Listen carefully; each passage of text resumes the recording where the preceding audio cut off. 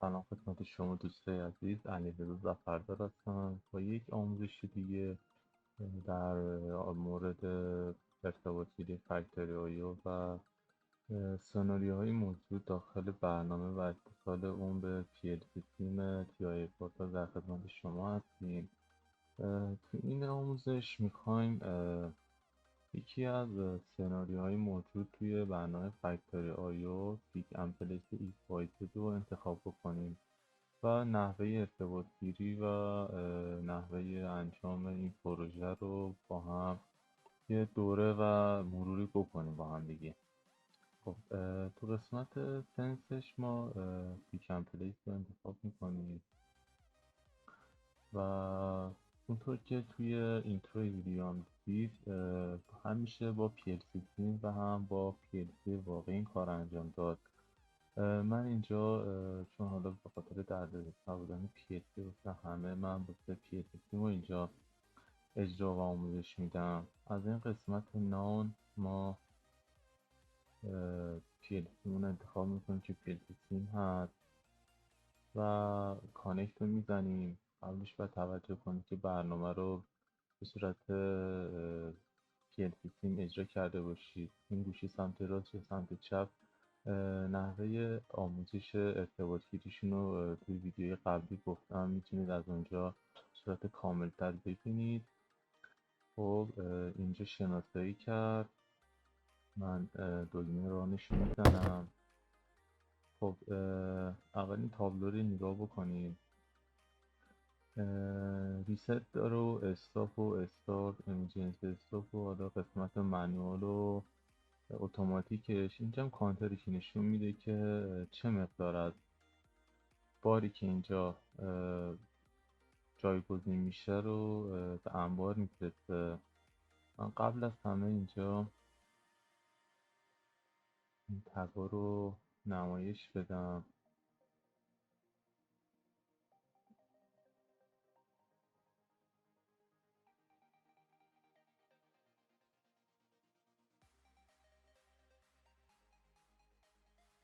خب چیزی که اینجا مهمه، ما اهرمی داریم که توی مختصات Y، X و Z حرکت میکنه.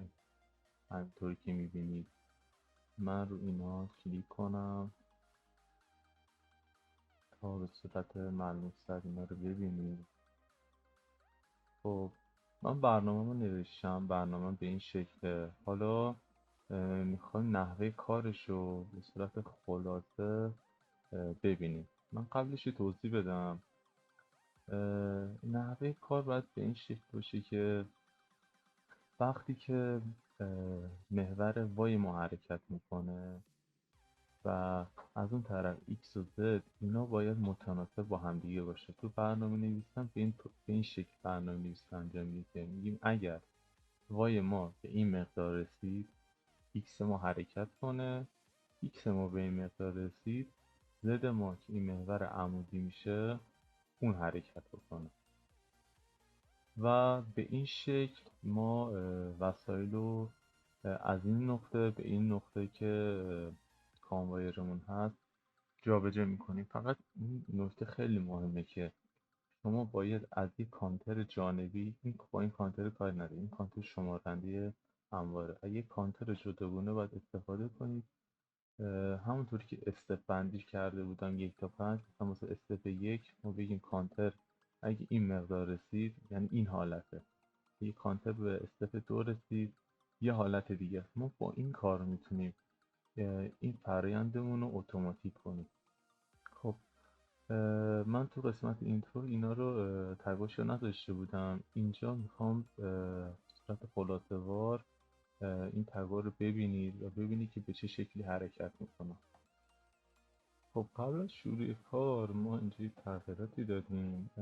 این قسمت حروفی که باکسمون میاد و ما 2 بار کلیک میکنیم و کلیک راست رو میزنیم و این ورودی که میخواد بیاد رو باکسمون رو اسمال قرار میدیم که سایزش کوچیک‌تر بشه. خب و میتونیم از اینجا دیگه شروع بکنیم کاری که میخوایم انجام بدیم. و خب این اتفاق زمانی میفته که شما یه بار برنامه رو دانلود کردید و اون تو حافظه برنامه این مقادیر مونده. 2 تا حالت میتونید انجام بدید. اینکه به صورت کولد استارت PLC تون رو راه اندازی کنید که تمام اون حافظه هایی که توش بوده پاک بشه، یعنی اونا که ریتنتیو بوده. یا اینکه حالا من واسه اینکه فقط این کار بحث آموزشی داره، من واسه هر یک از خروجی ها، یعنی همین محور X و Y و Z، من یه ریست گذاشتم اول کار تا بتونیم فرایند رو از همون اولین قسمتی که میخوام شروع کنیم انجام بدیم. من حالا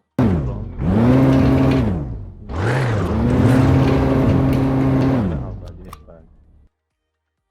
خب من اینجا استارت رو بزنم.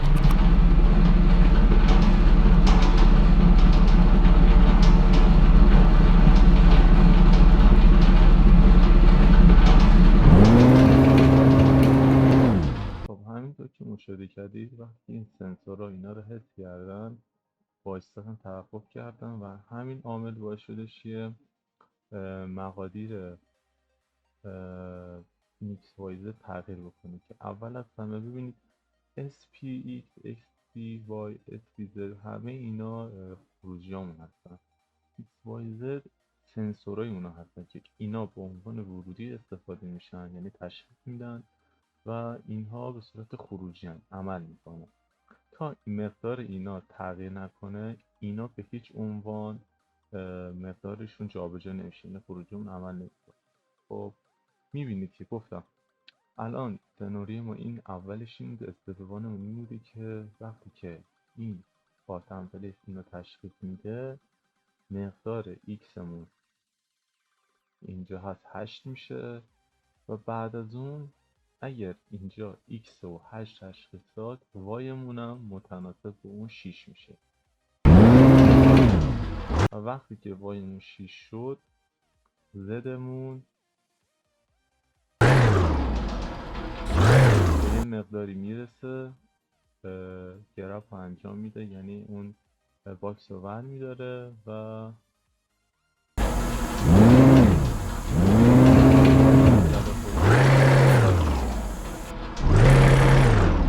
خب من دیگه زیاد توضیح نمیدم، خودتون میتونید این فرآیند مشاهده بکنید که این مقادیر چطوری تغییر میکنه.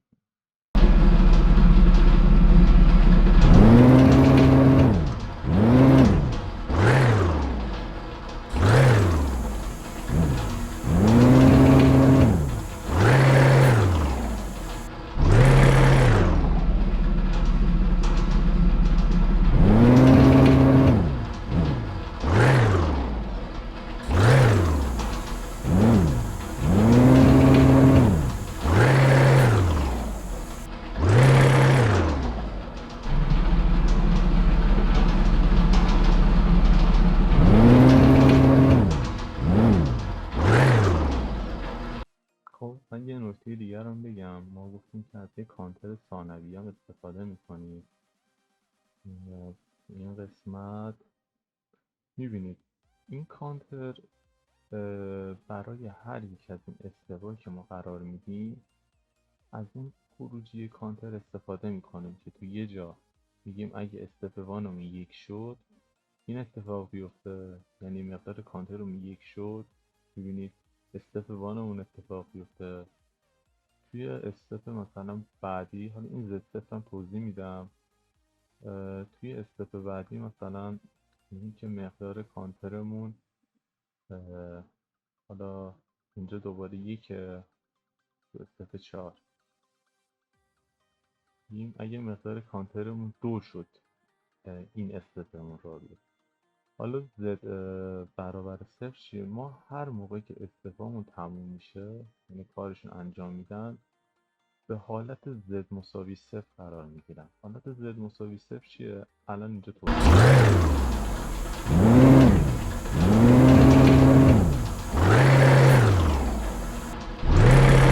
خب ببینید اینجا زد مساوی 0 میشه.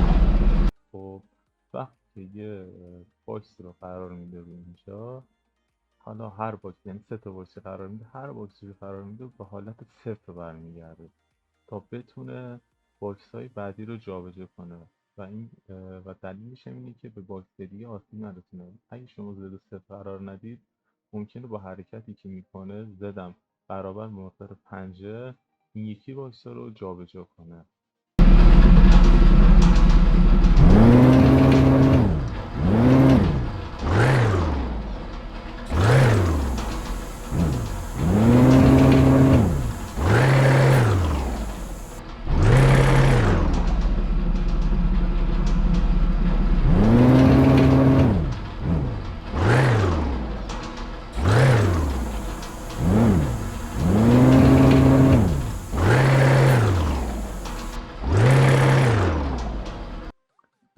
کانترمون به چه شکلی عمل میکنه؟ کانترمون وقتی که این کانتری که اینجا داریم باکس ات پلی مقدارش از 1 به 0 تغییر میکنه، یعنی یه چیزی ارورش رد میشه، کانترمون رو به شمارش در میاره.